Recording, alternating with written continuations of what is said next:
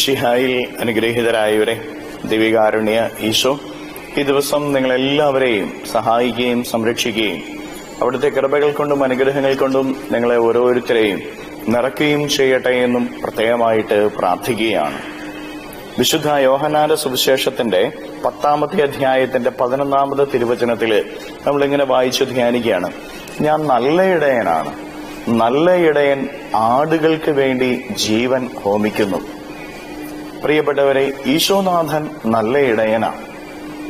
കാരണം അവിടുന്ന് ആടുകൾക്ക് വേണ്ടി ജീവൻ ഹോമിച്ചു.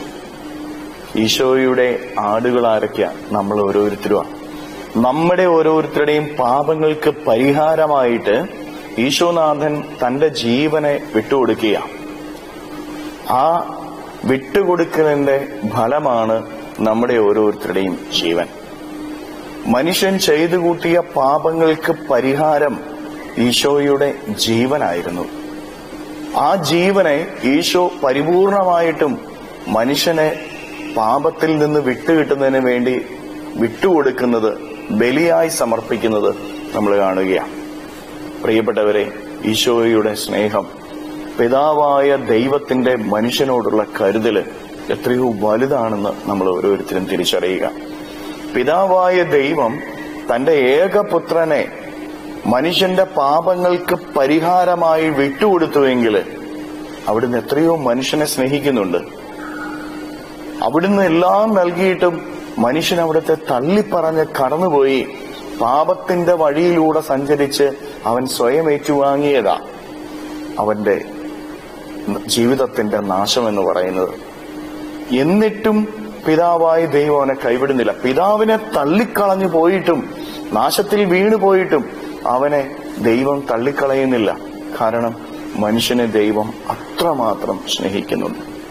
തന്റെ ഏകജാതനെ അവിടുന്ന് നൽകുകയാണ്. ഇനി അതിൽ കൂടുതൽ ഒരു സ്നേഹം പിതാവായ ദൈവത്തിന് നമ്മളോട് പ്രവർത്തിക്കാനായിട്ടില്ല, നമ്മളെ കാണിക്കാനായിട്ടില്ല. അത്രമാത്രം ദൈവം നമ്മളെ ഓരോരുത്തരെയും സ്നേഹിക്കുന്നുണ്ട്. പ്രിയപ്പെട്ടവരെ, ദൈവസ്നേഹത്തിന്റെ അളവും ആഴവും ധ്യാനിക്കേണ്ട ദിവസങ്ങളാണ് ഈ നോമ്പിന്റെ അവസാന ദിവസങ്ങളിലേക്ക് നമ്മൾ അടുക്കുമ്പോൾ. ഈ നോമ്പ് നമ്മൾ ഓരോരുത്തരും അനുഷ്ഠിക്കുന്നത് ദൈവസ്നേഹം നമ്മുടെ ഉള്ളിൽ ഏറ്റുവാങ്ങുന്നതിന് വേണ്ടിയിട്ടായിരിക്കണം. ഈ നോമ്പിന്റെ ഏറ്റവും വലിയ ചൈതന്യവും അതായിരിക്കട്ടെ. ദൈവത്തിന്റെ അനന്തമായ സ്നേഹത്തെ തിരിച്ചറിയുക. എന്റെ ദൈവം എന്നെ സ്നേഹിക്കുന്നുണ്ട് എന്നുള്ള വലിയ തിരിച്ചറിവ് നേടിയെടുക്കുക. എനിക്ക് വേണ്ടി പിതാവായ ദൈവം സ്വന്തം പുത്രനെ പോലും ബലിയായി നൽകിയിട്ടുണ്ട് എന്നുള്ള തിരിച്ചറിവ് നേടിയെടുക്കുക. അതുപോലെ തന്നെ നല്ല ഇടയന്മാരാകുന്നതിന് വേണ്ടി വിളിക്കപ്പെട്ടിരിക്കുന്നവരാണ് നമ്മൾ ഓരോരുത്തരും. നമ്മുടെ കുടുംബത്തിലെ, നമ്മുടെ ജീവിത പങ്കാളിക്ക് വേണ്ടി, നമ്മുടെ മക്കൾക്ക് വേണ്ടി, നമ്മുടെ മാതാപിതാക്കൾക്ക് വേണ്ടി, നമ്മുടെ സഹോദരങ്ങൾക്ക് വേണ്ടി, നമ്മുടെ സമൂഹത്തിന് വേണ്ടി നമ്മുടെ ജീവൻ നമ്മൾ ഓരോരുത്തരും അർപ്പിക്കണം. നമ്മൾ കുടുംബത്തിന് വേണ്ടി, സമൂഹത്തിന് വേണ്ടി ചെയ്യുമ്പോൾ പലപ്പോഴും പറയാറുണ്ട്, ഞാൻ ഏറെ അധ്വാനിക്കുന്നുവെന്ന്. ഏറെ അധ്വാനിക്കുന്നവൻ കുടുംബത്തിന് വേണ്ടി, സമൂഹത്തിന് വേണ്ടി ജീവൻ ബലിയായി അർപ്പിക്കുന്നവനാണ്. അവന്റെ ജീവിതത്തെ ദൈവം അനുഗ്രഹിക്കും. ദൈവത്തിന്റെ വലിയ പദ്ധതിയുടെ ഭാഗമായിട്ട് അവൻ മാറുകയാണ്. കരങ്ങൾ യാചനയോടെ പിടിച്ച് പുതിയ ഒരാഴ്ചയിലേക്ക് നമ്മൾ പ്രവേശിക്കുമ്പോൾ ഈ ആഴ്ചയിലെ എല്ലാ കാര്യങ്ങളെയും നമുക്ക് ഈശോയ്ക്ക് കൊടുക്കാം. ഈശോയെ, ഈ ദിവസം ഞങ്ങളെ അനുഗ്രഹിക്കണമേ എന്ന് പ്രാർത്ഥിച്ചുകൊണ്ട് നമുക്ക് സ്തുതിക്കാം. ഒപ്പം ഈ ആഴ്ചത്തെ എല്ലാ കാര്യങ്ങളെയും ഈശോയ്ക്ക് കൊടുക്കുക. കർത്താവേ, ഈ ആഴ്ചയിൽ അങ്ങ് ഞങ്ങളുടെ കൂടെ ഉണ്ടായിരിക്കണമേ. ഹല്ലേലൂയ. ഈശോയെ നന്ദി. Hallelujah, hallelujah, hallelujah, hallelujah, hallelujah, hallelujah, hallelujah, hallelujah.